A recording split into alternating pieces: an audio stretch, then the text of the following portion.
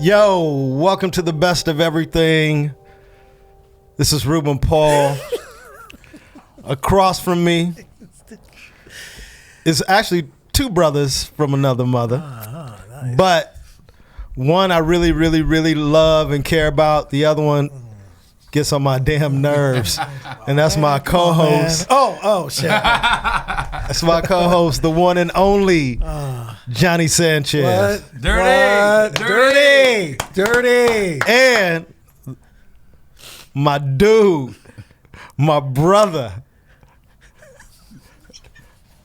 from Brooklyn, from Bed-Stuy, Brooklyn. The one and only, you guys know who he is. I mean, All Def Comedy, all of us. The list goes on. Bots. BattleBots. Damn, you took it way back. But he's one of the best in the game, man. I'm proud to call him not only a friend, but he's my brother, the one and only Mr. Tony Rock. What up?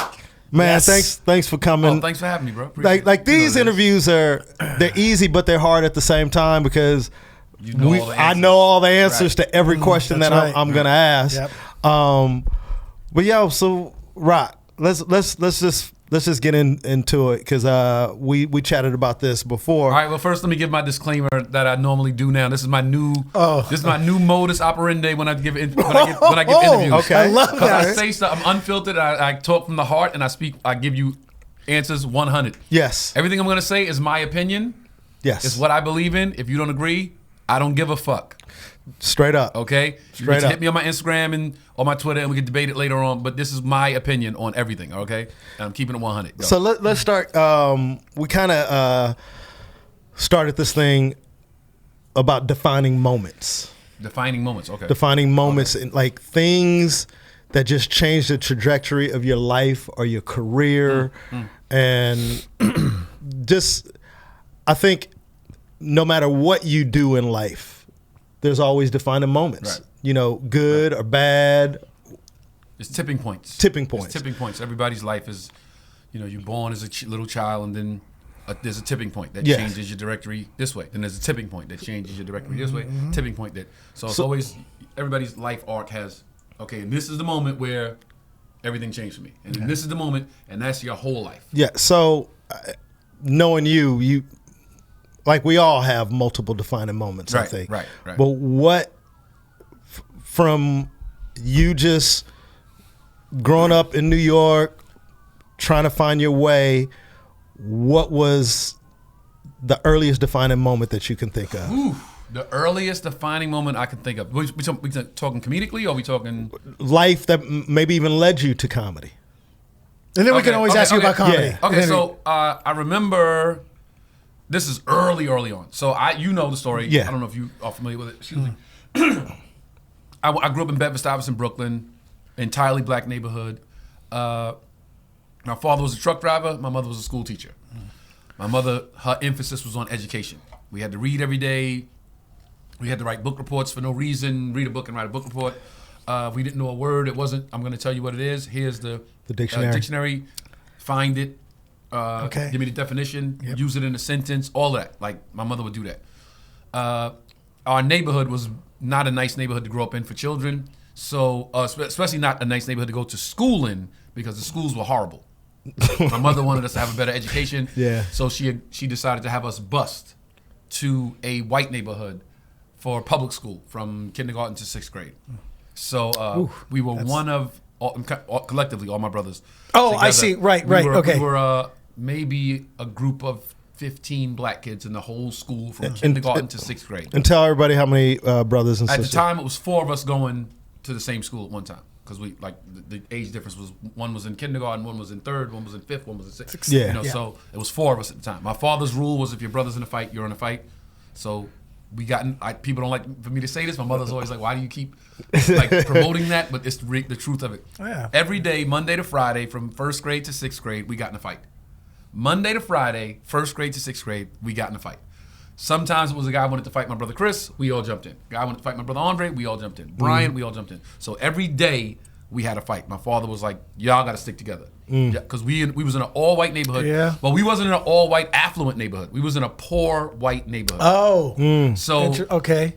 we were going to school with, if you can believe it or not, we were going to school with kids that we might have been doing better than. Right. But since they were white, we were really the enemy. You know what I mean? Like, you don't want to see, if you're doing bad, you know, what did my brother say? Nothing a white person with a penny hate more than a nigga with a nickel. Yes. Yeah. And we had a nickel. Yeah. So we had a nickel compared to what the world, the rest of the world had. But since they had a penny, we were worse. We were better than them. Yeah. And they hated us even more. Yeah. So that's the early stages, right? Then I graduate that school. I don't even talk about how horrible it was getting out of there, but we got out. And my mother realized, okay, that was traumatizing for my children. So now you guys can go to school in the neighborhood. I went from a bus ride an hour away to now I can walk to school literally 4 blocks. With your friends, too. With my friends that I grew up with in my neighborhood. Now, here's the thing. I spent 6 years in a white school, so where my friends went to school in the neighborhood from kindergarten to 6th grade, they had friendships throughout the neighborhood.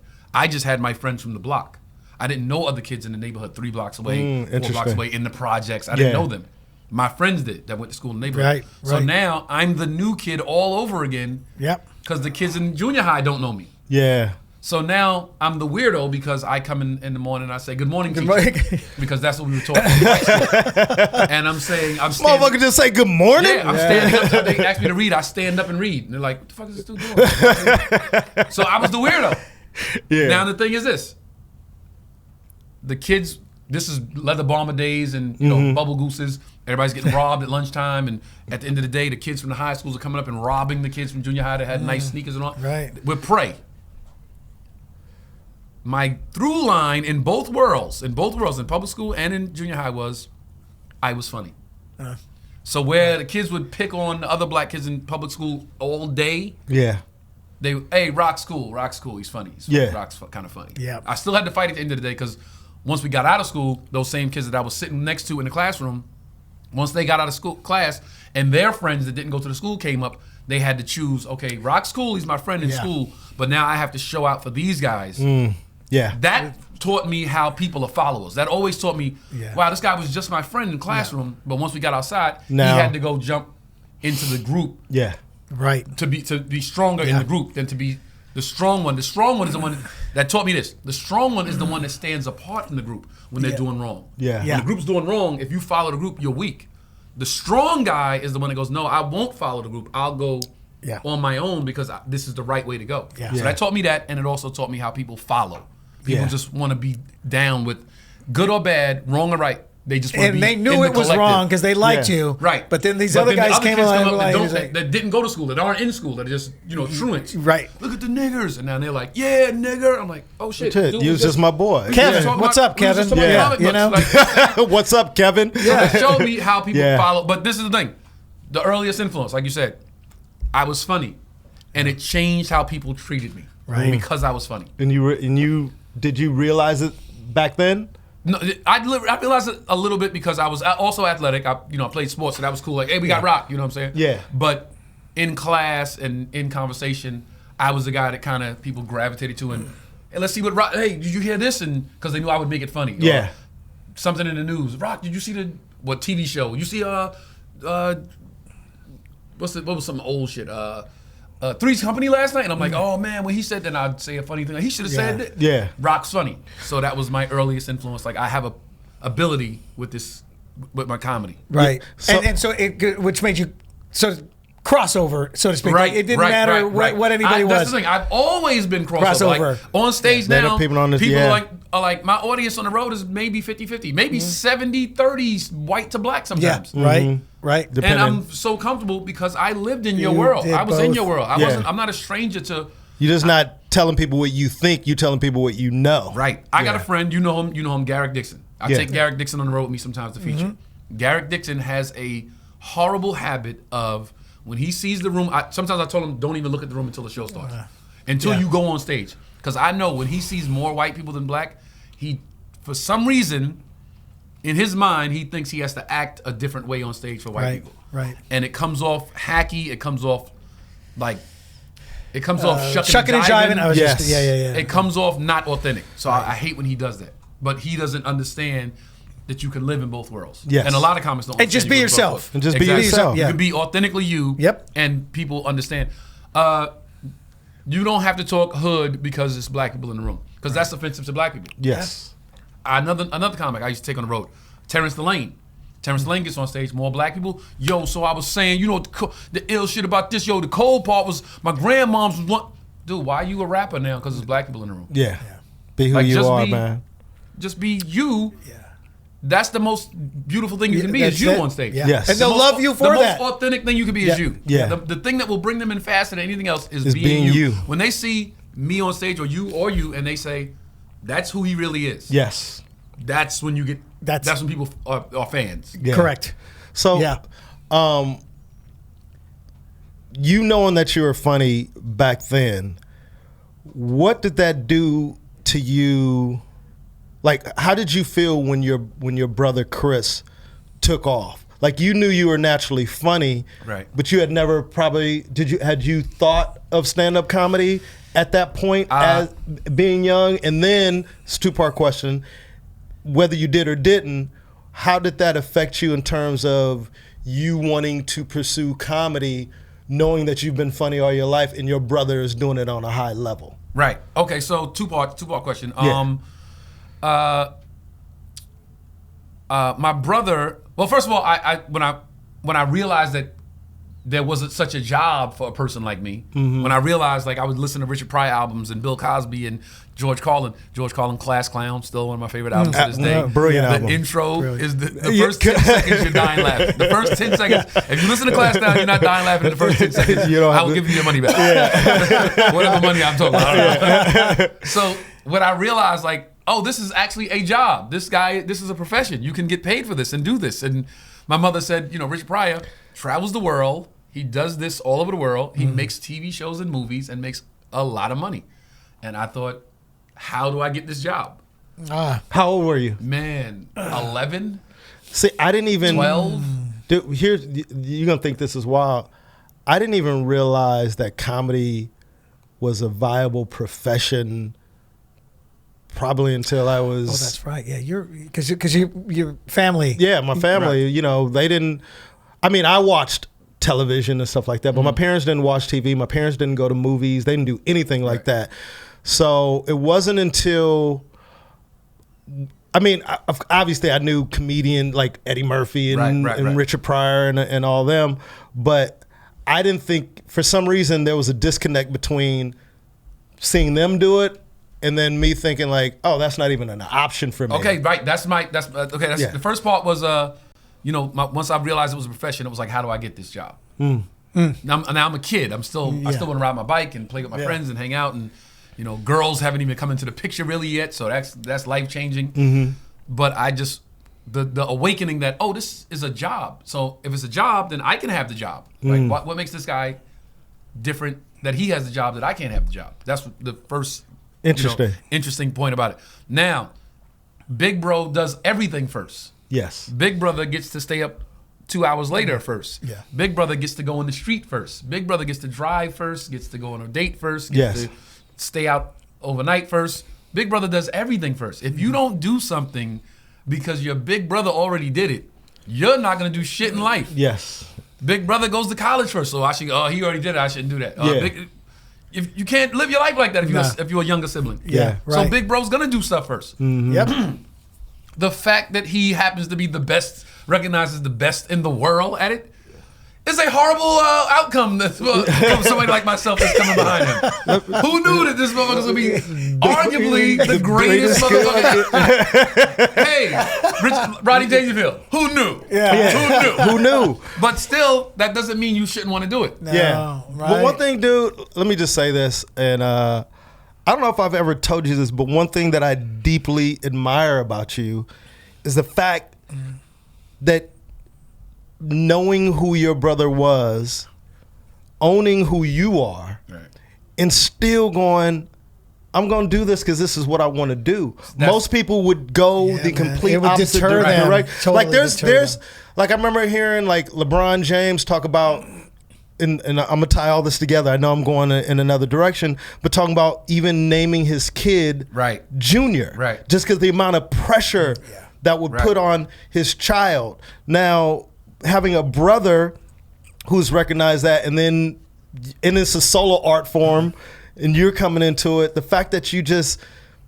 what you've accomplished in this game, some people try to say it's nepotism, like you didn't earn your way, but we'll talk about those steps that you took. But I just admire the fact that even though you saw what he had accomplished, it didn't deter you from going after what you always wanted to do when you were a child. Right. You know what I mean? That had nothing. He wasn't, when you were a kid, he wasn't doing stand up. Right. You guys had similar dreams. Right. But here's the thing, like the end of the two-part question. Eddie Murphy, I did not know. He was a guy that I would see on TV and listen to his records, and I didn't know him. Didn't have a personal relationship with him. Didn't have any conversations with him. Didn't know him. Yeah. Didn't know George Carlin. Didn't know Richard Pryor. Didn't know Bill Cosby. I didn't know these guys. Yeah. They were like an ideal to me. Like they was just like when you have a poster of a basketball player on your wall, you don't know him, but you're just like, I'm inspired by this guy because of what I see him do. Right. When the guy in the next room started doing stand-up, that shit made it more real to me. Yeah. See, these guys were just guys I was like, oh man, I heard their voices on records and listened to tapes and flipped the other side and listened to more and saw them on TV specials, but there was no interaction. Correct. When the guy in the next room did it, people would think, like you said, that you would go the other way because your brother's doing it. No, now I was like, okay, oh, it's shit, doable. I can really do this now. Yeah. Yes. The guy in the next room is doing it. Yeah. So that made it even more emboldened in my mind that I could do it. Did you, when he was doing it, did you let him know, or did your family know you wanted to do it also, or you kind of just kept it to yourself? No. I kept it to myself. Me and Sherrod, my cousin Sherrod Small, we shout out Sherrod. We knew. Growing up, Chris and I, he's older bro. He's doing, like I said, he's doing things that I can't do at a certain age. So it was the disconnect. Like he could go to parties, and I'm like, I gotta go to bed at 10 o'clock. Yes. He can go drive and go to the movies with a girl, and I'm like, I gotta be to bed at 9 o'clock. I can't leave the block. Yeah. So there's a disconnect just as the sibling hierarchy goes. So he had his group of friends that was older guys, and I had my group of friends that was, 8, 10 years younger, that we did our thing. So there's a disconnect with your siblings. It's a natural order. So my dreams and hopes and ideas and stuff that I talked about with my friends was just our stuff. I didn't run to Big Bro every time I had an idea. And of course. Yeah. Even though he was doing it, it was like, yo, I'm gonna be a comedian too. He's doing his thing. So then when he started in New York, we would follow him around. We would go to comedy clubs. I used to hang out in the comic strip. Like that shit was like a treehouse. Like I was a little kid. Now I'm like 13, 14. I was going, okay. I'm in the comic strip. I'm 13, 15 years old. I'm hanging out in the comic strip. I'm sitting in the back in the darkness. My brother's like, just don't touch anything. I'm in the back where nobody sees me because I can't be in there. I'm underage. Right. Yeah. And I see Eddie Murphy come in. I'm talking about Eddie Murphy. Yeah, right. Leather suits, 20 chicks with him, 2 limousines pull up, entourage, and I'm like, holy shit, that's Eddie Murphy. Like I saw that. I saw Adam Sandler before SNL. I saw Jerry Seinfeld before Seinfeld. I'm watching these guys like, holy shit, this is crazy. I'm so into it. My brother's comic friends are doing bits. And I'm like, hey, when you said that thing, you could have called it back at the end and said it. Right. Little tags. They're like, who the fuck is this kid that actually knows what he's talking about? Because I grew up in a comedy club. I'm just like, hey, you could tag that again and say, you should have made that a voice when you said it. And they're like, yo, that's a good idea, kid. Yeah. Like, hey, Chris, this motherfucker know what he's talking about. Like, right. So that's what. Now I'm in. Now I'm like, I feel I'm accepted. There's no nepotism at this point. I'm just the guy hanging out in the room. That the older comics, Colin Quinn, shout out to Colin Quinn, family friend to the day I die. Colin Quinn, hey, this kid knows. Hey, I'm gonna put you on stage one day, kid. And then that's when the seed started to. That you could do this. This like is doable. I can play in the major leagues. Yeah. I can play. And it's interesting because people need people don't need to know it. You don't owe anybody any explanation. But as being your friend, it's like I want people to know these things. I want people to know you did the work. Right. And me and you always talk about doing the work. Right. And so the first time you went on stage. Very first time I went on stage, comic strip, 82nd and 2nd. They had an open mic night. You had to go stand in line at like 4 o'clock. The earlier you got there, the closer to the front of the line you were. Yeah. I went. I stood in line. I got and you might not get audition that night. It might be like they take the first 10 for that Monday, next 10 next Monday, third 10 the 2 Mondays after that. Yeah. So I got like maybe I might have been second Monday, and now I got a week to just be nervous and hands sweaty and oh my God, this is really gonna happen. I'm up next Monday, and that would have been better to just be on that Monday. But it's like, no, you got a week to just sit and stew and be nervous. Yeah, that so dude, I'm like, and my friends know, my boys are all like, yo, we gonna be there. I didn't tell my mom, I didn't tell my brothers, no, all just my friends, my crew knew. And I went and I'm trying to remember some of the jokes. It was I just got cable. They finally have cable in my neighborhood. Oh no, it was I just celebrated a birthday, and white people would clap all the time, and I'm like, oh, white people don't clap. That just means that now I can get trialed as an adult. What is it? Tried as an adult. Now it means I can be tried as an adult. I'm not gonna say how old I am, but white people just know I can get tried as an adult now. They were, and then I would say now they got cable in my neighborhood, and I got BET. It's Black Entertainment Television. It's a really low budget network. The network is so low budget that they don't even have original programming. They just have remakes of old TV shows with an entirely black cast. Oh, that's funny. So instead of Fantasy Island, they got Fantasy Island, but Mr. T is Mr. Rourke, and Gary Coleman is Tattoo. Okay, that's funny. You see where I'm going? Yeah. That's funny. So it was like, it was. I like that. Horrible. So that was your first time on stage. So I get off, and after you audition, and then the manager of the club has like 5 minutes with you. Yeah. So you got to wait around, and Lucian Hole, he rest in peace. Man, rest in peace. Lucian Hole said, I see what you were trying to do.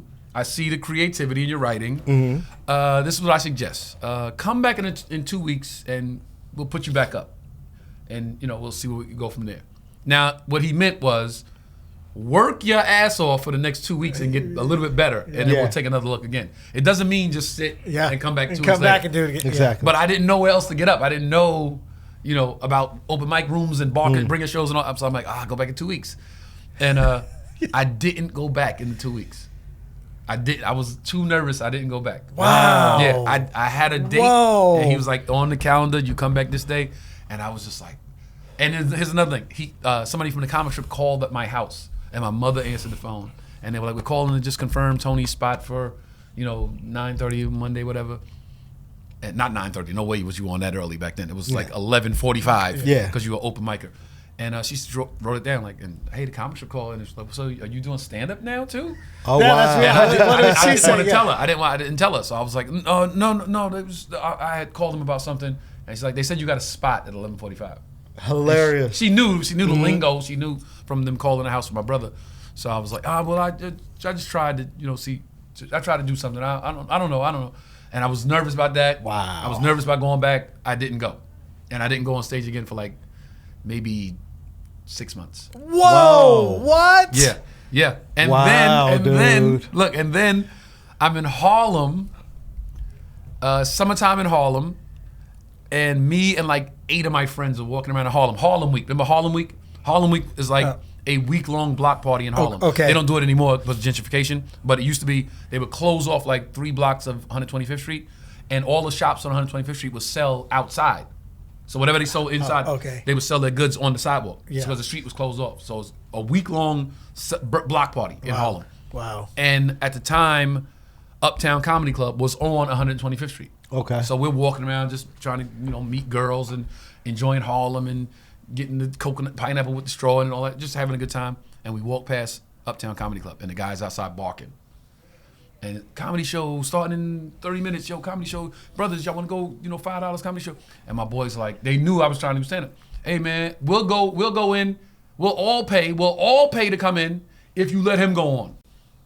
And they just threw me on the spot, like right there. Whoa. We'll all, seven of us will pay to get in. So the guy barking is just trying to get an audience. Yes. 7 people. Wow. 7 of us will pay the $5 to get in if you let him go on. And I'm like, yo, chill, don't do that. And he's like, bet. 7 of y'all paying? Bet. He can go on. And they're like, you on, man. So now I'm thinking, okay, I can do this. I got 7 of my boys in the room. Yes. I'm feeling empowered. I'm thinking I'm funny with my friends. Yeah. I'll be funny on stage the way I am with my friends. But my funny with my friends is based on stuff we know, inside jokes. Yes. Connection. If I go to you right now, if I go, you know, it's I'm gonna funny. start laughing. Yeah. If I go dirty, you know what it is. It's like, but the room don't know. No. So now I'm in a room full of strangers. They bring me up, and I thought, okay, I'll make fun of the host because the host was dressed like he had like a plaid jacket on with different color plaid pants, dressed like a golf pro. Yeah. So I'm like, I'll make fun of him, and then I'll go into my set. And I'm like, give it up for your host looking like he going to play 18 holes of golf with Jackie Gleason or some shit. And the whole room, this guy's an idol to the room because he's been hosting that open mic for years. So they all like, oh. And he's like, oh, word? All right. Okay. And Johnny Mac, may he rest in peace. The guy that died in the crash with Tracy Morgan. Tracy, yeah. He was the host. Damn, he was the host. Brought me on stage. I bombed. I got booed off stage. Wow. I got booed so bad. This was how bad it was. I got booed off stage, but then my friends were still sitting in the audience and wanted to watch the rest of the show. So I had to sit in the audience with my friends, and then somebody would go up and kill, and Johnny Mac would come up and be like, not Johnny Mac, was it Joey Mac? Johnny? What was his name? I can't remember his name. I know it was Mac. Yeah. Jimmy Mac. Sorry about that. Rest in peace, Jimmy Mac. So somebody would go on and kill, and then he would come on stage like, you see that little nigga? That's talent. And so I got booed off stage, and I would get roasted again periodically throughout the show. Oh my! So it was. That's why I tell people all the time it was the longest boo ever because I got booed off. Then the show continued, and I still got made fun of. You had to stay. Then the show ended, and it's a block party going on outside. So I'm walking out. 10 minutes later, people are walking past me like, "Oh, there he is, right there. That guy got booed off stage right there." I'm at the train station. People are like, yo, this dude sucked earlier tonight, yo. Hilarious. I got booed off stage, in the audience, back on the street, back to the train station, back to Brooklyn. Back to Brooklyn. But this is the thing. It went so bad. It went so bad. Like, you know me. You know me. You know. I always see the other side of horror. Sure. I see the other side of bad things. Yes. I see the potential of what it could be and what it could turn out to be. So I'm on the train, and people are still like, oh, yo, this dude, oh, my God. We in Brooklyn now. Hours later, yo, he fucking bombed, yo. And I said to myself, okay, it can't get any worse. It can't get worse than this. Yeah. If I can live through this, I can live through anything. So now I know I can go on stage because nothing will be worse than this. Yeah. And there's nowhere to go but up. Yeah. So 2 times on stage, I'm already at bottom. Now let's see what we can do for the climb up. Yeah. And that's when I started writing and reading shit and watching the news and talking about defining moments. Listening to other comics and oh shit, I see how he did that, and he how Richard Pryor would turn into another character when the woman does this, and I would watch everybody and write every day, and it was like, okay, I'm never gonna be that guy again. Like that's never gonna happen to me again. Fueled you. It fueled me. So, like hearing this, it makes me think about for you to be the type of person you are. For all of us, we're all influenced by our parents. Right. So, the role your father played in your life, rest in peace. Yes. How did that shape you in terms of knowing that you wanted to be something in life? Okay, let me go back to the beginning for 2 seconds. Yes. I said how I grew up going to the public school and all that. Yeah. Side note, I grew up in a funny ass family. Mm-hmm. My pops was super funny. My mom's is funny. Your mom's my hilarious. uncles. Yeah. I have uncles that I swear missed their calling. Right. Like this dude would have been the dude. He would have been in movies and on posters and didn't your uncle two heads are better? My grandfather said 2 heads are better than one, even if it's your head and a goat head. And me and him quote that to this day. We quote that to this day. It's always better to work with somebody else. Man. So my pops, I can talk all day about my pops. I don't know how much time we got, but I'll give you this short story. Please, my that's why I brought father, it Julius Rock, born and raised in Charleston, South Carolina, the oldest of 15 children. The oldest of 15 children. My father was working since the age of 12 years old, 13 years old. Yeah, I bet. When you have that many children, like anybody from a big family we're gonna hear this and go, amen. When you have that many children, you raise the first 3 or 4, and then they raise everybody else. Yeah. So my father being the oldest, my younger uncles and aunts look at my father like that's their father. Yeah. Right. He's the one that Interesting. worked and fed us and worked and took us to school and made sure we did our homework because mom and dad was busy with 14, 13, Yeah. 12 other kids. Right. You know what I'm saying? So my pops is looked at in the rock hierarchy as the man. My father, his influence was education, education, education, and hard work, hard work, hard work. You don't get nothing in life if you don't work for it. Yep. My father had a rule: you get whatever you want for every birthday. Whatever you want for your birthday, you get it. 10-year-old, your 10th birthday, whatever you want, boom. Your 11th-year-old, boom. 12, boom, you get it. 13, whatever you want. 14, you get whatever you want, but you're buying it.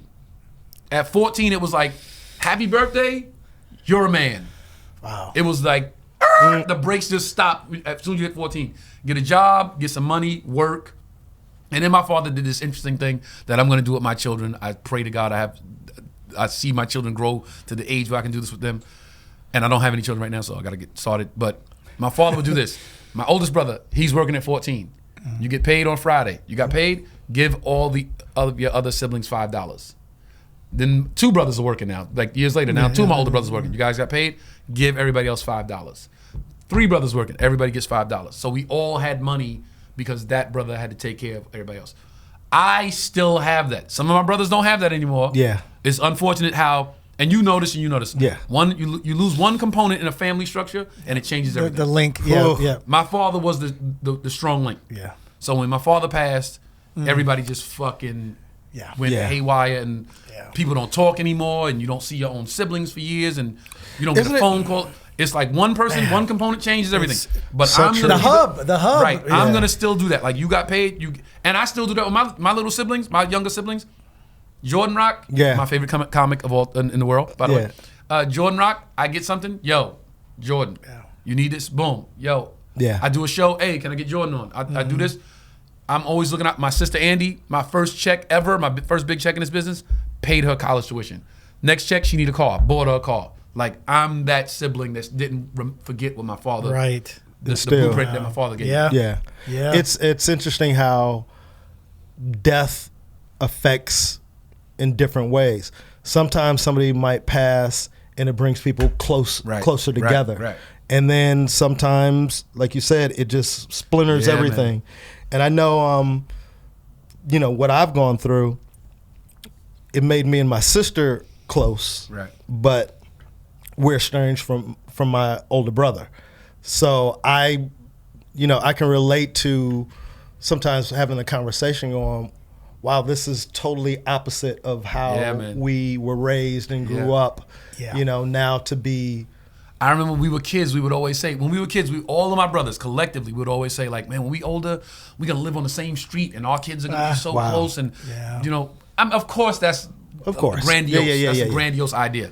But But it does happen sometimes. listen, I know that, but I say that to say this. Yeah.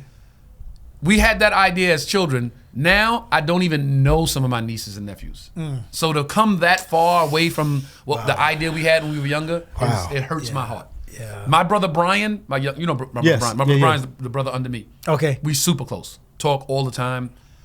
It's very important to me that when I have my child, that my child has a relationship with Brian. Okay. So much so, as soon as my kid can fly on his own, he's on a plane, go stay with your Uncle Brian for a week. yeah. Summer school? No, there's no summer vacation. You go into Uncle Brian's house for 2 weeks. I trust Brian to make sure that he reads and writes and is doing his homework. Because my school, I'm gonna have my kid in school year round. I'm not doing 2 months out of school. Fuck that. Yeah. You're gonna get 2 weeks off, and then you back to school, homeschool, whatever. Sending my kid to Brian. Brian, help me raise this child. Home. Wow. Hang out with Pops, Right. back to Uncle Brian. I want my child to have a knowing, working, functioning relationship with Uncle Brian. It's very important to me. Wow. Yeah. I mean, it is Nice. Yeah. It is important. Like Johnny, you have what, 3 older I sisters? just have 3 right? older sisters. Yeah. You know, brothers. And you're close with your sisters. Yeah, we're all still close. But like on my dad's family, so I related quite a bit with he was talking about his dad, because my dad came from 13. Yeah. Oh, wow. And I didn't know that. Yeah, so I have 40 first cousins. How many first cousins? Oh, yeah. About that? About 50? Yeah, about 50 first cousins, yeah. Damn. I had 40 first cousins growing up. So, but what happened was my grandmother, my grandfather left my grandmother with 10 kids. 3 had already went out of the house, and he up and took off chasing women and going to bars and left my grandmother with 10 at the house. From age 17, 16, all the way down to 2, 1, whatever. Wow. So she raised them also. Great relationship with my grandmother, and the same thing. We would have so many get-togethers annually, so many family reunions. She passes, everybody's like, we're keeping the family reunions going. We're all keeping all the cousins and the next gen, my second and third cousins, and it lasted 1 or 2 reunions, and now it's dissipated, man. Yeah. And I know what you're talking about. There's certain relatives and cousins I have. I go, man, I don't even know him anymore, man. Like, dude, and some of them live in LA, dude. Like, I try to get together with them, and they're always too busy. And I'm thinking, my grandma, she was the hub. Yep. And then the hub comes off, the spokes start falling off. That was my grandmother, my father's mother. Now, I said my father passing, how it affected my immediate family. But my grandmother passing destroyed the whole clan. Okay, same thing. They were fighting over money. I had aunts that went and took her coats and her mink coats and her jewelry, and they don't talk to uncles anymore. The hub is very important. What's crazy is like listening to both of you guys. All that's so foreign to me, man. Because money will change everything. It's like for me, it was Greed just will change everything. it was just my mom, my dad, and my brother and my sister. That's it. And then in later years, different people would come over from Haiti, and my parents would let them stay, but they weren't like cousins or anything like that. Even my cousin that I call my cousin isn't my real cousin, but we have the relationship like I'm his little brother or he's my cousin. That's how close we are. But he's not he's not what was biological the right word? He's not biologically my cousin. Yeah. Right. So to hear you guys have like cousins and grandparents, like I didn't even have grandparents growing up. Oh, that's right. My parents. Because I only had 2 grandmothers. Because both the one grandfather. I met him later on, but my mom's dad passed away when my mom was young. But so I thought that was weird. You didn't even have any grandparents. Didn't have grandparents. Didn't have cousins. At least I had 2 grandmothers. I didn't really start realizing it until I started going to my friends' homes and like. Cousins and stuff will come over, and then just our family structure was just totally different of what people would call normal. Right. My parents are missionaries. They traveled. They did. They were always gone, and so my brother and sister, 11 and 12 years older than me. No, 10 and 11 years older than me. So you had almost an only child, type of vibe, but would know. That's why my friendships are so deep.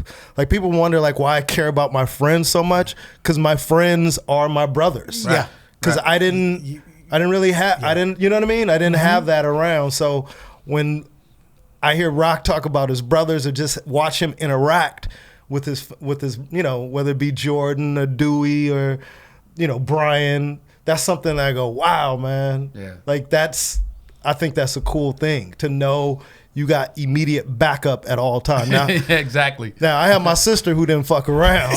Gladys. Shout out to Gladys. Shout out to Gladys.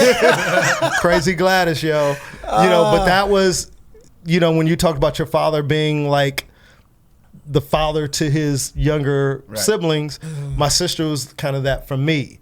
In a roundabout. Your mom and dad. Now here's the crazy. How about this? This is the crazy part. So my father was the father to the neighborhood also. Keep in mind, I grew up in the inner city.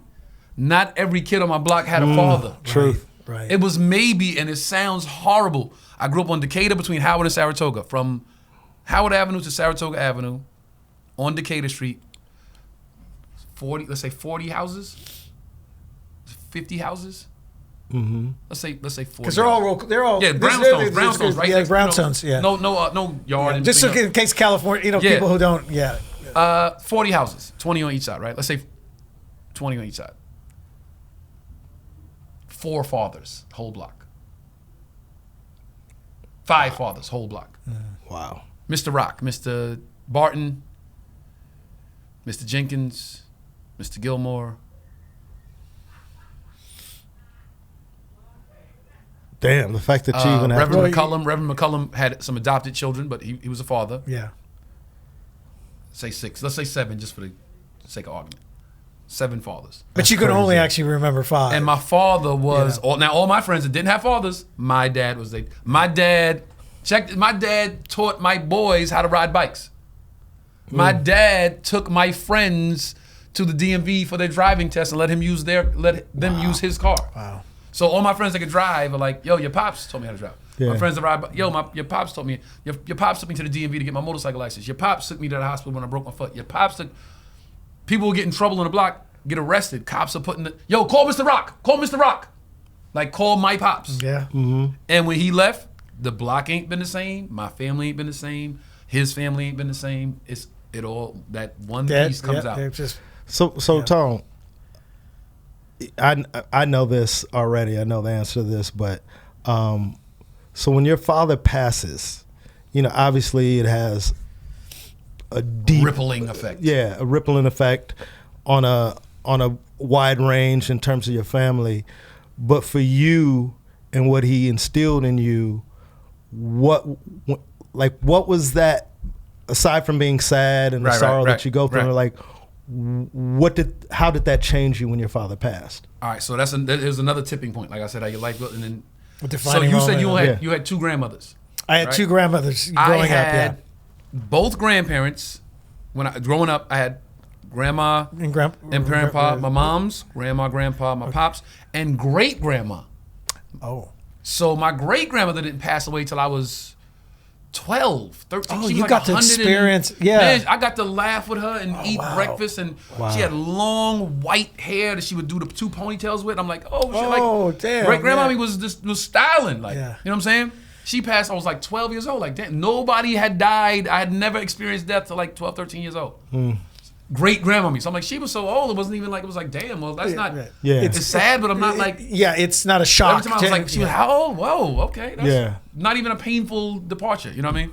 Then maybe 15, my grandmother passed away. That shit fucked me up. But I say all that to say, so I hadn't experienced too much loss going into my teenage years. Yeah. My pops passes, I'm 18 years old. Oh. 18 years old. Now here's the crazy thing. This is one of the things I'll never forget. So I was a horrible student in high school. Every year I had to go to summer school.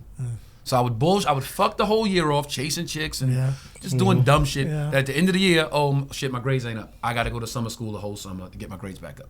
So 9th grade, summer school. 10th grade, summer school. 11th grade, summer school. 12th grade, summer school.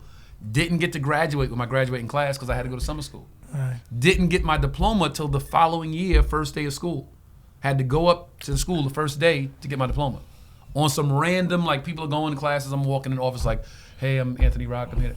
Oh, here you go, just hand me like a manila envelope. There you go, congratulations. Like, no ceremonial celebration at all.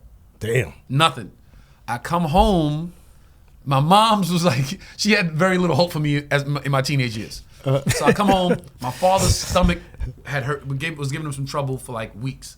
So I come home and he's on the couch sitting there, and my mother's just like sitting next to him, just like, just like loving a couple, on him, you know what I'm saying? And I go, Mom, I gotta show you something. And she goes, oh boy. That's the kid I was. Mom, I gotta show you something. I got a manila envelope in my hand, I'm going, Mom, I gotta show you something. Oh God. And I pull out my diploma and she fucking flies off the couch. Oh my God, this motherfucker actually did it. And she's happy, she hugs me. And my pops his stomach was hurt, giving him so much pain, he couldn't get off the couch. So I never got to hug my pops for graduating high school. He just went like this and like shook my hand. Just like looked at me and nodded and shook my hand. And was like went back to like, dealing with his stomach. Yeah. Never got a hug and a kiss. Just shook his hand and was like, all right, I just have to live with that. You know what I'm saying? So fast forward, a couple months later, my pops is in the hospital. They say it's an ulcer that burst. But he has diabetes. So because of the diabetes, they couldn't treat the ulcer a certain way. The ulcer was affecting the way they were treating the diabetes. Complications, I don't know. I don't know. Yeah. I just went to the hospital that night. we were on rotating shifts. Like my brothers would go, and then Somebody I would go. always there. Yeah. And then Andy and Kenny were still in school. They were like kids. So it was like I had to go to the hospital, visit, spend a few hours with my pops. Then I had to go to my grandfather's house, pick up Kenny and Andy from my grandfather's house, take them to my house, feed them, shower them, put them in pajamas, get them ready for bed for school the next day. So everybody had a job while my pops was in the hospital. I'm driving to my grandfather's house, and I get to my grandfather's house, and they're like, "Oh, they just called. They want you to come back to the hospital." And I'm like, "Damn, I just left the hospital. What the?" Like I'm thinking they want me to pick somebody up. Yeah. I'm driving my mom's car. I'm like, "Yo, I just come on, man. I'm already here. Like, why? I'm just gonna go to the house. Yeah. And whoever could get a ride with somebody else. They're like, yo, they want you to go back. And I'm like, damn, I gotta drive all the way back to that. Never in my mind, not even a slight idea that it's something bad. Yeah. Because Superman don't die. Yeah. So I'm like, I gotta drive back to the hospital. I drive all the way back to the hospital. My man, Dirtbike Mike, may he rest in peace, standing outside. Car pulls up. He goes, yo, I'll watch the car. I got Kenny and Andy in the backseat. Yo, I gotta take them to get home, feed them, and get them ready for bed. Dirtbike's like, yo, I'll watch the car. Just go inside. I'm like, all right, I'll be right back. And I'm like literally jogging on some, who I gotta get? Like, what's going on? And I go in the hallway, and the automatic door opens up, and I see like my aunt with her head down, and I see my uncle like, and I'm like, I'm like, what? Yo, why y'all call me back? Yeah. And I see everybody crying. I'm like, what the fuck y'all crying? And then I'm like, oh shit, that's right. Like my pops is in the hospital. Yeah. And my mom's was like, and I was like, oh shit, like I didn't even think that this could happen. I was so fucked up. I'm so not wrapping my mind around it that after, everybody consoles each other and it's like, okay,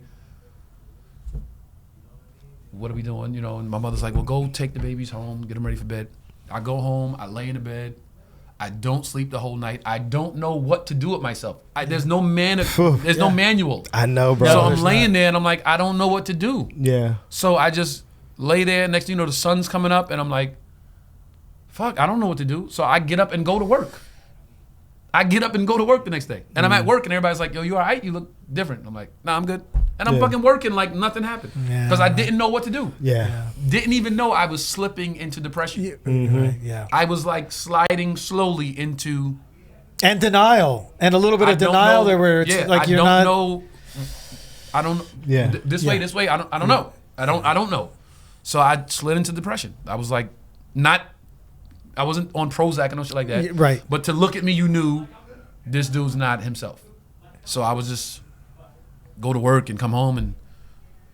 Well, it's interesting you said that because I've shared this with you privately, both of you guys privately, and I think I talked about it on one of the podcasts. Is after I lost my parents, I was functionally depressed. Son, I was that's exactly what I was. Yeah, like I was still. If you if you didn't know me, you'd be like, I was normal. You wouldn't notice anything. You wouldn't notice anything. And I remember after I buried we had back-to-back funerals, a week apart. And after I buried my mom, I think I was back on stage doing comedy a week later. And then I remember showing up to the comedy club. And might have been Jamie. Because Jamie knew. Yeah. Might have been Jamie was like, what are you doing here, buddy? And I go, you gave me a spot. You don't know what to do. You literally don't know what to do. Man, I went to work, I worked, and I was just like, and then my sister was so little. Andy was such a baby. I would take care of Andy all day, every day. Like, my brothers will tell you, Tone raised Andy. Like, that's Andy's Tony's I know. child. You would think that's his daughter, that's man. School every day. Man. Pick up school every day. What you want to eat? Okay, boom. We still got running jokes to this day because she would be like, those goddamn chicken nuggets. She's like, if I see a chicken nugget, I'm like, oh my God, chicken nuggets. I can't do this. I didn't know. I'm just saying, hey, chicken nuggets, some corn, maybe a can of corn. It's my kid. You know what I'm saying? I had a girlfriend at the time that would braid her hair and do her hair for her. And I just took care of her. And then she was the thing that made me realize, like, okay, you got to snap out of this. You got a kid to take care of. Like, it wasn't my child, but it was my child. You got to take care of her. Yeah. And Kenny was still little, and I'm like, I don't know. Well, since I don't know what to do, like, I'll just focus on them. I'll take care of them, and then how am I going to take care of them if I'm in this funk? Yeah. You know? So I got to get out this funk. And then I was like, all right, what are we doing? And let's get back to living. And it was like, all right, I got a job. I don't want to be here. I got a better job, making a little bit more money. My mother moved to South Carolina. I didn't want to go to South Carolina. I'm like, I'm gonna get my own place. I had a fucking apartment the size of this room, being generous, the size of this room. I had a mattress on the floor. I had my clothes in a pile in the corner. I had a TV on a wood box, and I had 4 composition notebooks. And I said, one of these motherfuckers is gonna get me out of this. It's either gonna be I'm gonna lay in this corner and do nothing, or these books right here is gonna get filled with jokes, and we're gonna start making some moves. And I said, let's get to work. And I started writing jokes. I say we because me and Sherrod did everything together. So when I say we, I mean me and Sherrod. It was writing all day. It was trying to get on stage. It was trying to get on stage. Little bringer spot here, midnight show, because the comedy in New York goes all night. So, hey, you got a spot at 1:45 in the morning. Fuck it. One person in the room drunk. Come on, man. You got to get up there and do it. Well, You got to learn we how had to this do it. conversation You as gotta- well with You got to another- be in the yeah. ring to learn how to fight. You got to spar. You got to be here. You can't be outside the ring. Watching. Everybody watches the boxing match. Oh, he should have threw the left. Isn't that crazy Motherfucker, that you go in yeah. there and just throw the left? Yeah. Okay. You got to be in that ring. You got to be on that stage. Like, Yeah. this is how you do it. Yeah. You know what I'm saying? So that's Bobbing, we started doing weaving, that. We started feeling doing that. it. We started doing that. The goal was to get in every comedy club in New York City. We did it strategically, one comedy club at a time. Okay, comic strip where we started. Comic strip, we going back. Boom, got in the strip. Comic strip. Stand Up New York. New York Comedy Club. Dangerfields. Gotham. What else? Boston Comedy Club, which is in New York City, but it's called Boston Comedy Club. Weird. You name it. We was there. We was there every night. Me and Sherrod would go in the club. If you was late for your spot, we was gonna get your spot, because we knew that if a comic missed a spot, you got a chance to get a prime time spot. Yeah. As opposed to going on at 12:45 in the morning. If the dude that's on 9:15 misses his spot, we need somebody. Hey, Tony, jump on. Now I'm on 9:15. You know what I'm saying? Yeah. More eyes on me. Management sees me. Yeah. Owners see me. B-list agents in the room. Like, hey, kid's not bad. You know what I'm saying? Yeah. Nothing to do with my brother. We was like, we gonna build this ourselves. We self-made. Me and Sherrod self-made. Never asked for no favors from my brother. I will keep this. You know me. I will keep it this real with you. I've asked my brother for 5 favors my whole life. He said no every time, and I always said to myself, I'm never gonna ask him for anything else ever again in life, and I never have, and I never will. Right. That's on God. That's on Brooklyn. 5 times in my life, I was like, can you do this? No. All right. But let me make one thing clear. He loves his brother. I love him. I'll fight a fucking a group of lions for that. Because I think people try but to. after I fight the lions off, I'm going, nigga, get the fuck away from me. Yeah, exactly. You know, family is what That's it is. how weird family is. Yeah. Like, yo, yeah. like I tell my girlfriend sometimes, I'll say something about like my brother Brian or somebody, one of my brothers, and she'll be like, oh, and then he's gonna do it. I'm, whoa, babe. Yeah. What I say about him is one thing. How I feel about him is something else. Yes. Right. Always remember that. Yes. It's like sometimes she'll be like, but then he's just gonna, no way. Hey, that's still my brother you're talking about. Yeah. Your brother, man. Well, What I say about him, how I feel about him, 2 different things. Well, you know, in asking you these questions, I just wanted people to get an understanding of your journey. Like, people see comedians or celebrities or whatever, and they just see the finished product or where you are, but they never see everything you've gone through and are still going through to get to where you are now and where you want to be. It's like they have the New York City Marathon every year, right? Yeah. And people go to watch the New York City Marathon. So they'll go, hey, let's go stand at the 11-mile marker to see who passes. If you standing there, all you see is mile 11. Yeah. All you see is the person pass mile 11. If you at the beginning, you see them start. If you're at the end, you see the finish. You mile 20, you see mile 20. Yeah. You don't see mile 5 when that person bust their ass and was like, I can't do this. You don't see mile 8 when they threw up and was like, keep going. You don't see mile 10 when they was like, fuck it, I can't do this, and stopped. Like, literally came to a stop. Right. And they said, fuck it, I gotta finish. You don't. All you see is the mile marker you standing at. Yeah. So when you see a comedian get a TV show or headline a show or get a date in your city, all you see is blow up for that matter. Yeah. All you seen is that mile marker. Yeah. You didn't see the start. You didn't see the person trip and fall. You didn't see them. You didn't see them. You know, go get the cup of water and splash it on their face to keep going. Yeah. You didn't see them saying, God, please just get me to the, if you get me to the next mile, Man, God, I'll right. get myself to the next one. Each mile. You didn't see them say, I got to do this for my family. You didn't see them say, you didn't see them at the start when they said, I'm doing this to inspire my child, or to show my nephew that you could do anything is possible. You didn't see them crying passing that finish line because they didn't even believe they could do it themselves. All you saw is that's what comedy is. You see somebody get something, and that's what this journey is, not just comedy. That's what this journey is. Yeah.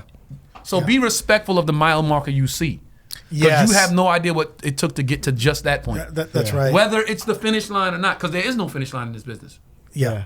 Be respectful. Oh yeah, we're just going and go. We're just gonna keep Okay, going. we run through the finish line and be like, all right, now I got to do. You know, now it's something else. Like right now, my goal for 2019, get my hour special done. Yeah. It excites me and it scares me because I'm like, I put so much into getting this done. What the fuck am I gonna do after this? Yeah. Yeah. She said a new Like goal. when I come off stage and say goodnight, it's like, holy shit, what do I do now? Yeah. Mm-hmm. Like it scares me to be in that position. Like, what the fuck do I? I've been trying to do this since the day I started comedy. It was like our special will be the ultimate. Yeah. So that's why I've declined offers so many times to do it, because it's like it's gonna be done exactly the way I want it done, or it's not gonna be done at all. Yeah. It's gonna be my reasonable doubt. It's gonna be, you could take the whole catalog, but just give me reasonable doubt. Yeah. I just need that. Yes. So be respectful. I say that to everybody that knows somebody in the industry or knows somebody on any journey. Be respectful of the mile marker they made it to, because you didn't see what it took to get there. You didn't see what it took. And Johnny, Reasonable Doubt is Jay-Z's first album. His first album. Oh, I thought he was just no. Jay-Z's first album. I saw the look on your face. Okay. Like Johnny has Jay-Z's no album, idea what his Reasonable first album Doubt is is. Reasonable Doubt. Oh, okay. He will tell you probably to this day it's his favorite album, his best album, because he put everything into it to get it done. I see. He took a shitty label I deal. thought you were using it as a reference. Like there's no. Nobody can have any. There's no reason. I saw the look on your face. That's why I wanted to. He took a shitty label deal. He took a shitty label deal just to get it done. He agreed to a bunch of stuff he wouldn't do now in business, right, because he believed in the product so much. Correct. He said no millions of times just because he believed in it so much. He stood on that. Yeah. So, excuse me, this will be my Reasonable Doubt. This will be my. Got it. So, I love this story.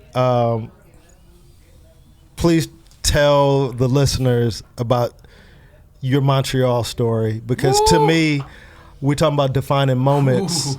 And like some people feel, especially when you talk about Montreal, the defining moment is, oh, he left Montreal and got a TV deal, or got this or got development, that. Development, the 200,000 development. Exactly. And those things did happen, but it's more to it when you reach some of these milestones in your career. And I just share your Montreal. Okay, but people that don't know, Montreal Comedy Festival is like, I tell the people all the time that don't know, it's like the NBA draft for comics. Right. Yeah. Kind of, sort of, right? Okay. Yeah. I call it like the all-star team. But they're looking for the new guy. Oh, yeah, wait, yeah, were yeah. you doing new faces? I was doing new faces. Oh, new faces. New Then faces. This is draft. It's like the draft. It's not even a draft. It's the fucking the summer league when they working out. What they call true. it? The combine. It's like the combine for comics. Yes. So, great. That's a great now analogy. here's the stupid thing. I'll tell you the stupid thing I did first, and then I'll tell you the story. So you said they used to give out deals like that. They used to give out holding deals and development deals. Yeah. The year before I went was the year that what's that comic Chicken? Yeah, I was gonna. He got $500,000 development deal. I almost said 500 first because of that. Yeah. Okay. Secondly, let's say this. Rest in peace to him. He's passed away. Soon. Absolutely. But the year before I went to Montreal, he got $500,000 development deal. It didn't work out at all for him. Yeah. And they said, we can't do this anymore. And then I went the next year. Yeah. Yeah. What a fucking dumb move for me. Because I could have went the year he went and got at least a couple of thousand. Yeah. So anyway, I'm in New York. I'm in every comedy club in New York. I'm in Brooklyn. I'm a neighborhood celebrity. I'm kind of loving my space in life right at this particular time. I'm in Brooklyn and people are like, yo, we saw you at that spot last night. Yo, this comedian dude. Like, so in Brooklyn, I'm getting love. I'm like, okay, this is dope. Like, I'm a hometown hero. You know what I'm saying? So my manager, Richie Tinkin at the time, Richie Tinkin, shout out to Richie Tinkin, owner of the comic strip. Richie Tinkin was, just to give you guys the backstory, was Eddie Murphy's manager for the first 11 years Eddie Murphy was in the business. Okay. He has a small part in Beverly Hills Cop at the end. He EP'd Delirious, Raw, Cop 2, 48 Hours 2. He was very instrumental in Eddie's career. So I'm working in New York City, and Richie's like, I think you should audition for the Montreal Comedy Festival. I say to him, because I'm very aware of where I am and my abilities, and I believe in myself to the utmost. So I said, you know what? I'm going to pass this year. And he said, tell me why. I don't disagree. I don't agree. I just want to know why. What your thinking is. I said, I just think I'm in a good space right now in New York, but I think a year from now I'll be even better. So if I pass on Montreal this year and audition for it next year, there won't even be a question whether or not I'll get it. So this year I can audition and it'll be up in the air like, And then once they pass on you, see the thing is this: you got to. This is my note to everybody that's in this comedy business, all the up and coming comics. Always make sure they see you as you see yourself. Yes. That's why I never did extra work. You know why? Because if you're an extra, you in the background, right? You in the background, and then you audition for the lead part. They go, who, the extra? Right. No, he's the extra. They see you in this box now, and they can't see you not in that box. So always make sure they see you how you want yourself to be seen. Yeah, absolutely. So it was, I don't want to go audition for Montreal and be like, maybe, I don't know. We'll see what happens. Right, then the next year they go, oh, that's the guy we passed on last year. Yep. Right? Mm-hmm. I'd rather go when I feel confident and strong that you're not going to do that when you see me. I'm like, who's that? That you're going to see me and say, that's him. Yeah. So I waited a year. I passed. The whole year I worked. I'm training, writing, on stage as much as possible. So that next year came around. I auditioned at the Strip, of course. Saturday night, packed. I got the sweet spot. I was like on 4th. You know what I'm saying? On an 8 comic show, I'm like 4th or 5th. And I go on and boom. And we go to a party afterwards. It's like a little mixer for the Montreal people. And I'm there walking around. And one of the guys, I forgot who the guy was that books people. He's like, hey, I was at the comic strip earlier tonight. Great set, man. And I said, well, hopefully I'll hear from you guys like sometime this week. And he said, I think you will be hearing from us. And I walk away like, okay, optimistic. Could be something, could be nothing. Richie calls me a few days later. Hey, kid. Richie calls me kid. Hey, kid, to this day. Hey, kid, we're going to Montreal. And I'm like, holy shit, me and Charlotte jumping up and down and we losing our oh, what the fuck? We in the gate. Like I said in the beginning, I can play in the major leagues. This was the stamp of approval that I knew from the day I was in the back of the room watching Eddie Murphy and them. I can play in this league. Yeah. I can score here. Yeah. Now I'm getting a stamp that says, yo, you can play in this league. Years later, here's the stamp. You're going to Montreal. So now Sherrod drives up. They fly me, right? Sherrod's like, fuck that. We there. Yeah. Sherrod drives up to Montreal. You do Thursday, and if you do 2 shows, you do Thursday and Saturday, or you do Friday and Sunday. I got Thursday and Saturday. It's 2 shows, 8 and 10. If you do the 8 o'clock show Thursday, you do the 10 Saturday. So I was 8 and 10. I was Thursday and Saturday, 8 and 10. So Thursday, Dom Herrera, who I will hold dearly in my heart for the rest of my life. Dom Herrera is the host. Okay. This is how dope my year was. Like, I came out with an amazing draft class. Corey Holcomb, Sam Tripoli, Mike Young, myself, Chris Neef, all same draft class. Everybody's still working to this day. Yeah. Still names in the game. Mm-hmm. Yes. So there's a young lady on stage before me. I don't know her name. And she's having a really bad set, and it's making me super nervous. I'm on the side of the stage like, oh my God, like the room's not laughing at all. I'm thinking it's the room, not her. She made it to Montreal, so she must be. Dom Herrera standing on the sideline, and Dom Herrera sees me. He goes, hey, you nervous? And I say, yeah. And he goes, relax. It's impossible to be worse than her. And I bust out laughing, right? No disrespect to that young lady, don't know who she was. But I bust out laughing because Dom immediately made me relax. Yes. Yeah. Immediately I was like, okay, yeah, you know what? I mean, yeah, it's no disrespect to her, but I think I could at least get a chuckle out of him. You know what I'm saying? And that's more than what she's doing. So then Dom goes on stage after she gets off, and he doesn't make fun of her at all. Dom's professional. And he says, does some bits, and he goes, you guys ready to keep the show going? And he goes, this next kid I've been waiting to see. I'm really waiting to see this kid. I've been looking forward to seeing this kid all week. He's managed by Richie Tinkin. And if he's anything as special as Richie Tinkin thinks he is, then we're in for a treat. He's like, ladies and gentlemen, give it up for Tony Rock. That's the intro? I'm like, wow. Fuck, yo, this dude is the greatest motherfucker ever. Mm-hmm. And I go on stage, and the first joke just, boom, just hits him. And once that first hit, that's... shoulders go down, you start to walk, and now it's like, okay, we here now. We here now. And I run through my set, and I say goodnight, and I walk off the stage, I walk to the right, and go down that little, 4 or 5 steps, and Ann Maney, wherever she may be in this world, I have no idea, but Ann Maney walks up to me, and she hands me her card, and her card says Fox. And I said, holy shit. And she goes, I love you. I need you in LA next week. We have to talk. And I'm like, oh shit, it happens like that. Yeah. And I show it to Richie. I'm like, yo, lady from Fox, and Richie's like, hugs me like, kid, you did good, kid. You did really good, kid. And I'm like, I need air. I got to get outside. And I go outside, and me and Sherrod are jumping up and down on the corner like little kids. And we crying, and we fucking just like, oh my God, we did it. We here. We in the game. Like, we here. We really fucking here. And Richie comes later. Richie and Lucian Tinkin. Richie Tinkin and Lucian Hole come out after the show's over, and Lucian's like, hugs me, and great job. I'm very impressed with what you did. And Richie's like, let's eat. And we sit down, we start eating. And Richie's like, yeah, we getting some phone calls. I'll give you all the info later. And, you guys just have a good night. You guys have a good night. And we sitting there talking. And side note, Lucian Hole has passed away since then. But this is one of the moments I had with Lucian Hole that I'll never forget.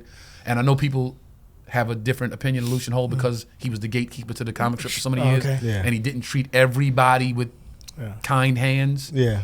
But we sitting there eating. And he's talking about leaving the comic strip in the next few years, moving out west because he had tuberculosis. Yeah. TB, yeah. And he said the warm weather would be good for his condition. So he was thinking about moving to Arizona.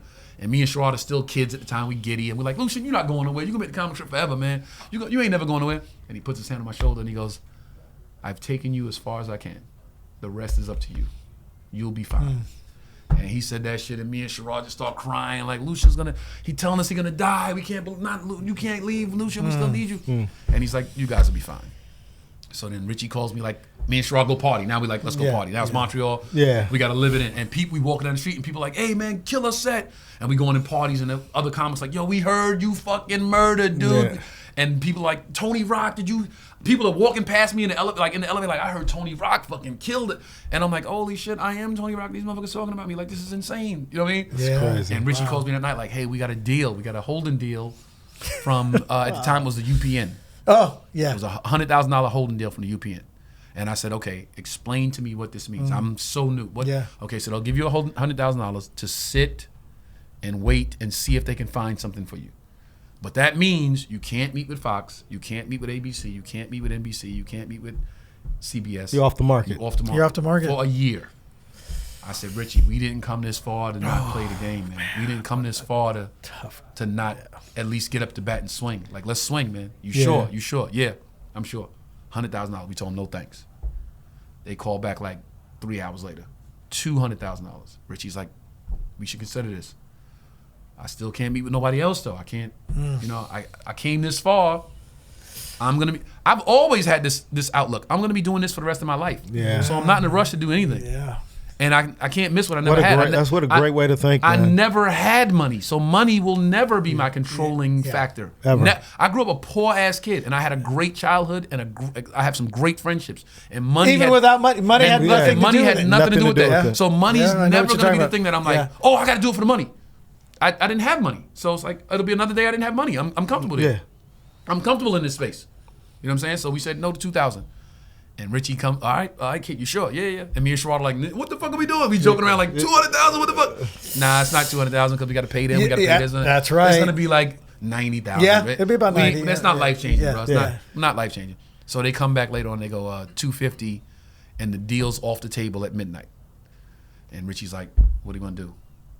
And I'm like, that deal will still be there tomorrow. And Richie's like, you sure? I said, that deal will still be there tomorrow, Richie. I believe it. So let's just have a good night and don't even worry about it. Yeah, man. And next morning, Richie calls me like, deal's still on the table.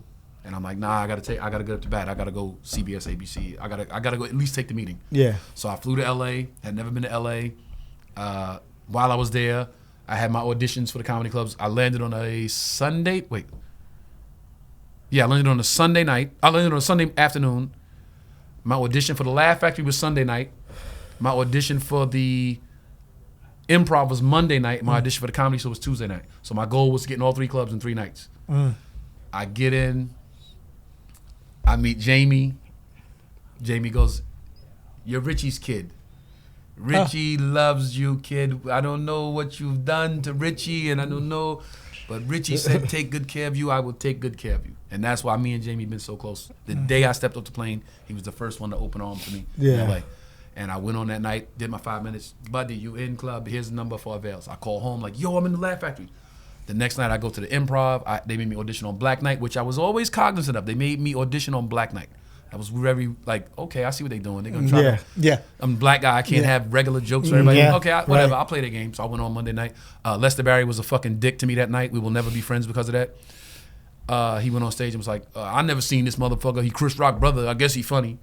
Like, it was no need for that. No need so for I that. went on, killed, got in the Improv. Two clubs in 2 nights. Okay. Called home again. I'm in the Improv. 3rd night, Comedy Store. I go in, Missy Shore sitting in the darkness. Can't see her. You can just hear her voice. I walk on stage.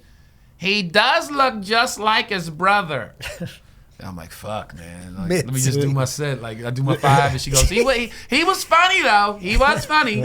So she calls me to the back. You're good. You're good. You look like your brother. It's probably going to be an issue because you look so much alike. But here's the number. You're in the club. Got in all 3 clubs in 3 days. Wow. Did Montreal. Have not been broke since. I work all 3 clubs to this day. I work anywhere in the country to this day. I'm one of the best comics in the country, hands down. I go. Tell him, Rock. I go head to head with anybody any given day. You pick the place, I'll be there. It's not a competition. Yeah. I'm not in competition with anyone. But if you think it's somebody better than me, I got work to do. And just to be perfectly clear, we all feel the same way about ourselves.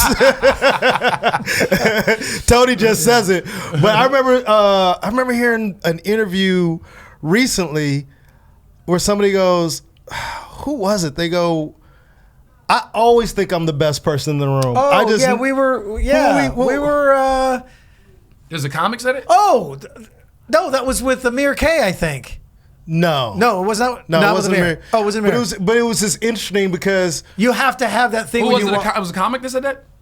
Yeah, we were having a conversation. Okay. I can't remember exactly who it was, but I remember hearing that going, yeah, that is the truth. When you walk in, you go, I feel like I'm the best one. And no matter who it is. Listen, I help. You know this. Like, I help certain comics with auditions. When comics got auditions, like, yo, Rock, help me with these lines, whatever. I always tell them, listen, man, it ain't so much the sides. It's the energy. When you walk in that room, you got to walk in that motherfucker like, this is your part. Yeah. Everybody else is just a formality. Yeah. Everybody else is like, they seeing as a courtesy. They seeing y'all motherfuckers because y'all cool with their agent or their agent is fucking this girl or whatever. Yeah. I'm the motherfucker that's getting the job. Yeah. Y'all are just, they seeing because they got to fill the time. Right. Yeah. And you got to walk in like that. You got to walk in the audition like, all right, now is the time for the guy y'all came to see. Like, and when you come to see me do stand-up, you go see the feature, see the host, I give guest spots and all that. Yeah. But when they say, you guys ready for your headliner? They say that shit for a reason. Yeah. This the motherfucker y'all stood in line to see. Yeah. Right. And I'm going to make sure you know that. Yep. Well, hey, you know what? Can I just say, Go ahead. we're talking about different moments in our careers and lives. No, because I'm so happy that worked out the way that did for him in Montreal. Yeah. I was on New Faces. I was up first after the host, and the host, Who was the host? Can't even remember the dude. Okay. He was absolutely awful. He ate it for 10 minutes, and I was up first. My reps, and I was out there with ICM. Okay, they had just scooped me up. They got me into Montreal, and I got them, and I may have been already. I can't remember if I was working with Brillstein Gray yet, or that happened after, but. This goes to show you the whole thing. This is a great point about knowing what you want to do. We've had this conversation before. No, I'd rather do. So they're like, do all your autobiographical stuff. Yeah. You know that you're this kind of Mexican. You're third gen. I go, we want the deal. We want it. And I was like, yeah, I really wanted to do this set. I just want to kill, man. Yeah. That was my thing, right? They're like, we really need you to do the development set. So I go. So this guy eats it. There's the people from Canada are just like. I go up, I do okay, to be honest with you. Nothing like I had been doing in LA and everywhere else with the way. And so we get done, and there's all the industries in the back. Networks, studios, agencies, management, everybody's in it, whatever. And they're like, hey, Johnny, nice to meet you. But I knew even when I was meeting them, they weren't that impressed. It was courtesy. I told them, I was so pissed. That I said, I'm doing my set on the second one, the next one. 2 nights I go, I'm doing what I want, man, on the next one. They go, okay, all right, well, there'll be more coming anyway. I go up on the next one, didn't give a fuck about the dude, how well. I destroyed for 10. Yes. One industry person was there that night. Wow. None of those people that were there 2 nights before came back for the next show, dude. And my rep, you know what they said to me? We'll never question what you want to do, because forget the fucking autobiographical and the kill it first. Yeah. You know why? You know why that happened? Because the people in control of comedy aren't funny. Right. Yeah. The people that They don't know. don't know, that don't And I do was this, so don't young know. and great, but still, you had the wherewithal at a comic. I mean, young in your career to go, right. no, I want to do, this is what I want. And I should have stepped up and said, let me just do the shit that I'm killing with at the store night after night after night after night. Yeah. You know, and I ended up getting a development deal with Warren Littlefield like a year later, who just randomly saw me at the Laugh Factory. Right. So here, all this went on in Montreal, nothing came about. And Warren Littlefield said he was looking for somebody, and they go, hey, come by the Laugh Factory. He's in the back, got a development deal. So Now look at this. I turned down the UPN deal. Right. So what happened with that? I turned down the deal so I could meet with all the network, ABC, CBS, NBC, Fox, and all. Nothing happened. Ended up going back to New York, working all year, coming back to LA for pilot season. I shot a pilot for ABC, Me and My Needs, myself, Nicole Sullivan. Oh, Nicole Sullivan. It Yeah, my didn't get picked manager up. used to represent. It didn't get picked her. up. I thought it was funny as shit. I still have like some memorabilia, some pictures and stuff from it. Didn't get picked up. Went back to New York, worked for the whole year. Came back for pilot season. I'm at the Laugh Factory doing stand-up. I'm killing. It's a young lady, black lady in the room, wants to meet me. I think Chris Spencer's hosting. Hey, Monica Swan wants to say hi. I come downstairs. Monica Swan is like, hey, I'm a casting director. I'm Monica Swan. Nice to meet you. Will Smith is executive producing a sitcom, and I think you would be perfect for one of the characters. And I'm like, all right, what do I got to do? She gives me the info. I'll call your people. And I go in, read for all of us. Boom. I ended up working for UPN later on anyway. Isn't that crazy? Like, life is so much about timing. Yeah. You know, right place. Understanding that it's about time. Yeah, and really understanding that, because, you know, talent should be the relative, like the foundation. You're a talented person. There's a lot of talented people in the world, but it's the right place, the right time, and being prepared. And it's inspiring to hear these stories. And I just remember, just even on my journey with defining moments or things that happen, when you go and look back at it, you go, wow, if I would have done this, then I wouldn't have been here. Yeah. You know, or like Johnny says, I've had so many that I can't even count of, what do they say? A day late and a dollar short. Yeah. You know what I mean? Like, you show up and you murder, but no one is there to see it. And the thing I'm grateful about with, my friendship with both of you guys is we know how rough this journey is, and I'm not going anywhere, but it helps to have friends that go, hey man, I can't explain why no one's fucking with you right now, dude. I think you fucking great. I think you're like, and then Tony, me and Tony be hanging. Tony go, damn man, like, you're good. Like, I don't get it. Yeah. It's like you, Butch Bradley. Like, I just, you know how many horrible motherfuckers I like. That guy, great reps and that are getting seen on a regular basis. But to hear that from your peers and your friends, like, y'all don't even know that's what has kept me going. You know what I mean? Right. Obviously, the confidence in myself that I believe I'm better than everybody else. But other than that, the fact that you have people that you admire and respect go, Rube, nigga, like, I can't really, you know, but keep going. Because one thing about having Anthony Rock as a friend, he will tell you the truth whether you want to hear it or not. And my favorite story of all time, and we will end the show on this, is a dude that we love, one of the best comics in the game, Kyle Grooms. My man, $100,000. Who's close with Tony also. Yeah. So I'm going to have Kyle on this show one day. So please tell, this tells you everything you need to know about Tony Rock. So Kyle Grooms comes to LA. He lives in Miami. Comes to LA. This is how close we are. He stays at my house when he comes to LA. Yeah. So he'll call me a week out, like, hey, we'll be in town from this day to this day. You got it, bro. You got the guest room, all yours. Yeah. I wash the sheets, all that. Pillows, all that shit. Yeah. Washcloth, towels, nigga, you need to call. You got it. Comes to the crib. He got a showcase at the Laugh Factory for I don't know. I forgot it was an industry showcase for his agency, I think, or something. It was some big wigs in the room. It was some suits in the room that that you want to have a good set in front of. Right. Because it could change. Yeah. It could be one of those tipping points. You know what I'm saying?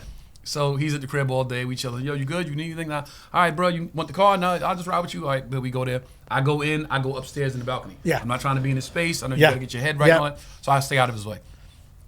Showcase starts. A couple comics going on. Next, Kyle goes on. Now I think Kyle is super funny. I've seen him kill rooms. Yes. This particular night, it wasn't that night. It wasn't. He didn't knock it out the park. This happens, yeah. You get up to bat, you got to knock it out the park. Yeah. He got a single, a double Yeah. at best. Yeah. A double at best. Okay. Comes off stage, walks upstairs. I'm sitting there quietly. He sits next to me. I'm sitting there too. Me, Rube, he sits down. The honesty in me just had to be. I just said, "Well, they ain't getting no deal with that set." And he just looked at me like, "You a fucking asshole." That's not what you said. What? That's not how you said it. What? Kyle sits down. Tony looks at it. Tony looks at me. Tony looks at the guys like, nigga, you know you ain't getting a deal.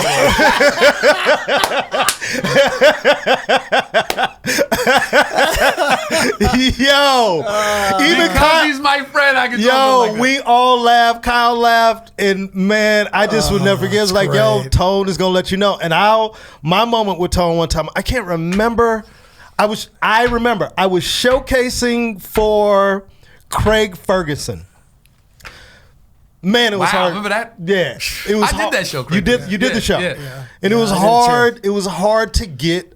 I didn't have representation. It was hard to get when you don't have representation in this town, especially back then. It's difficult to be seen. Right. And somehow, some way, between you and other people, they got them to see me, and it was just one of those nights. Crowd was kind of dead, and I was in my head, and I had my hand in my pocket. And that's a tell, especially for me, for a lot of comics, that you're not completely comfortable. Right. So I get Or holding the mic stand. yeah, so those are tales for you guys who don't know. Like if you, most of the time, not every single comic, but a lot of times if your hand is in your pocket or you're holding the mic stand, it's a crutch or you're not feeling totally comfortable. And I remember getting off stage, my set was okay. And I walk upstairs and Tone go, yo, let me talk to you for a minute. I go, what's up? He's like, take your fucking hand out your pocket. Nigga, that's all I could see when you was up there. I didn't even hear your joke. I didn't even hear your set. I'm looking at you going, why did this dude have his hand? I don't think I've ever seen you with your hand in your pocket Yeah, before. you don't even fucking. You know how that looks? You just like on stage like this. Like, so it's like, what is that? Yeah.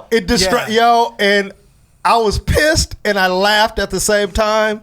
And I've been conscious that but that's friendship. Yeah, That's yeah, what yeah, we yeah. Right, that's what we do. And yo, thank you, dude. Thanks for And having just me. so you know, if I even would have said to him, not even like that, Yeah. but if I'd have just said, hey, Rube, I don't know about the hand in the pocket, you know what he'd say to me? What?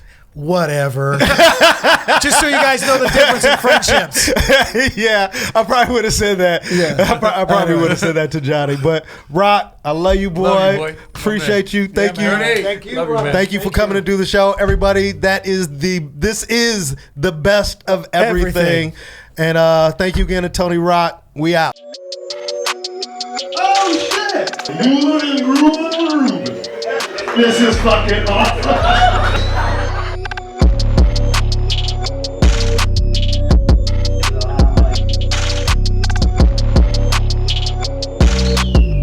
Butt ass naked in the middle of the movie theater. Whoa! Yep. Is that real? Hell no. People laugh, white guy. You can still feel the heat. Somebody went, oh, it was a fucking joke.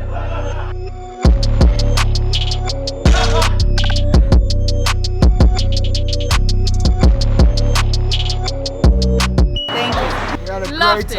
Best thing we've done in LA. Yeah, 100%. Ruby Tuesday's off the hook. I laugh so much I feel like I have a six-pack. Ruby Tuesdays, y'all. Where are you? You better get here. Ruby Let's do Tuesday. this. Guess what night? Tuesday nights. I love you. I'll see you at the show.